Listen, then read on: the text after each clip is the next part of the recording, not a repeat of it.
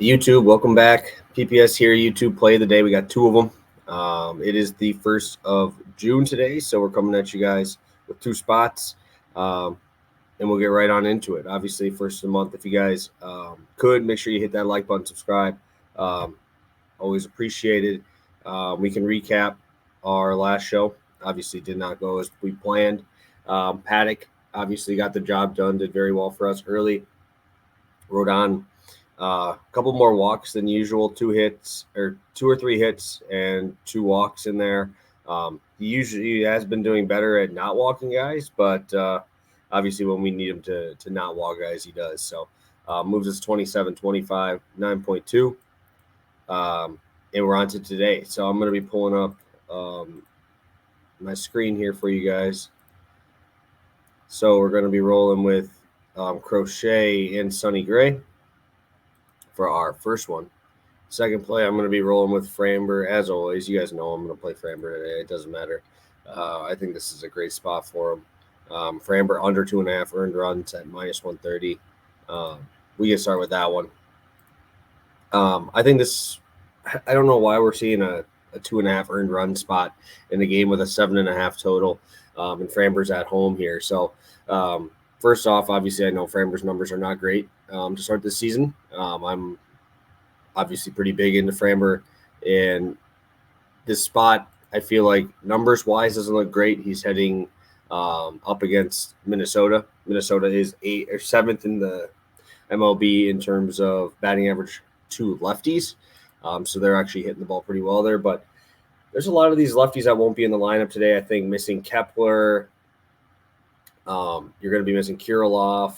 You're going to be missing Larnick as well. Those four are usually towards the top of the order. Julian.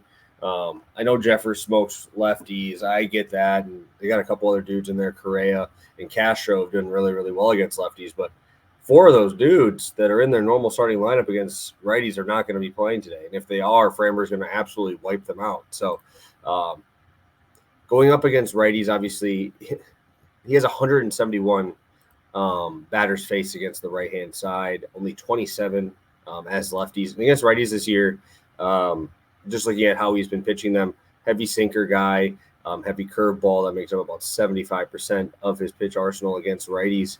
And when you look at these numbers against him, and his curveball has been wiped out, 147 expected, 252 expected slug, almost 45% whiff rate on that curveball.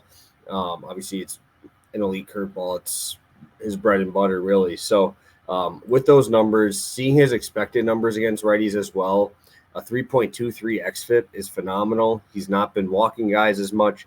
I do understand that if you look at his numbers on the, like I said, the overlying numbers, a 5.02 FIP, but a 3.39 xFIP. His expected ERA is obviously lower as well. So I think Framber has a great day today. Honestly, I think that this Minnesota Twins team has a lot of swing and miss. I think they also have a ton of power.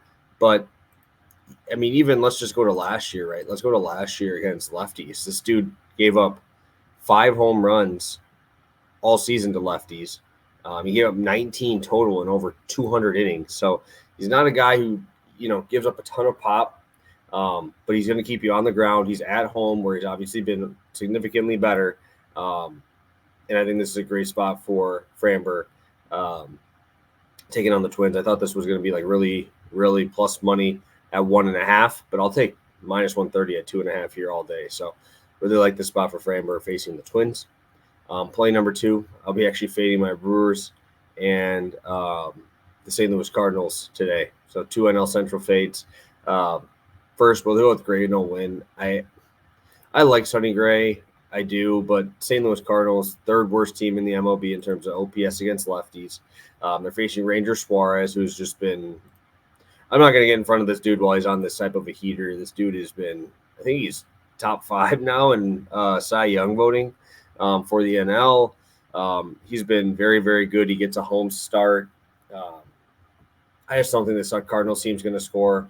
Philly's bullpen has been better, and they've been just dismantling these teams that are bad.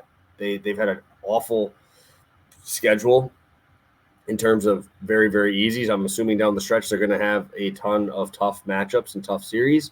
But right now they're getting a bunch of scrubs, and that's all they've been just beating up on these lower level teams. And the Cardinals fit that bill. So I think Sonny Gray will not get that today. Going over to Garrett Crochet, dude, this guy is ridiculous. Ridiculous. The Brewers right now are the 8th worst in terms of batting average against lefties.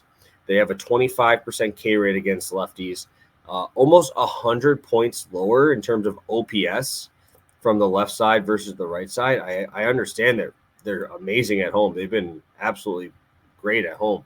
But when you have a 766 OPS versus I think it was like a 701 against lefties, not a great look. Also, I mean, you wipe out Yelich, you move Terang down in the lineup. Adames has not hit lefties well in his career. Obviously, when you look at Contreras and Joey Ortiz, those guys have been very good against lefties, but that's really where it ends. So I'm assuming Rhys Hoskins probably comes back either today or tomorrow. But, man, dude, this guy knows how to miss barrels. He has a 34% K rate, a 2.18 expected ERA, which is a full run and a half lower than his actual. So he's even going to be better than what he has been so far this year. Hard hit rate, 30%, 35%, a barrel percentage of only 6%. Like, that's fantastic. A whiff rate of 26% on his fastball, a cutter at 33% whiff rate, which is unbelievable because that pitch, you're not even trying to miss bats.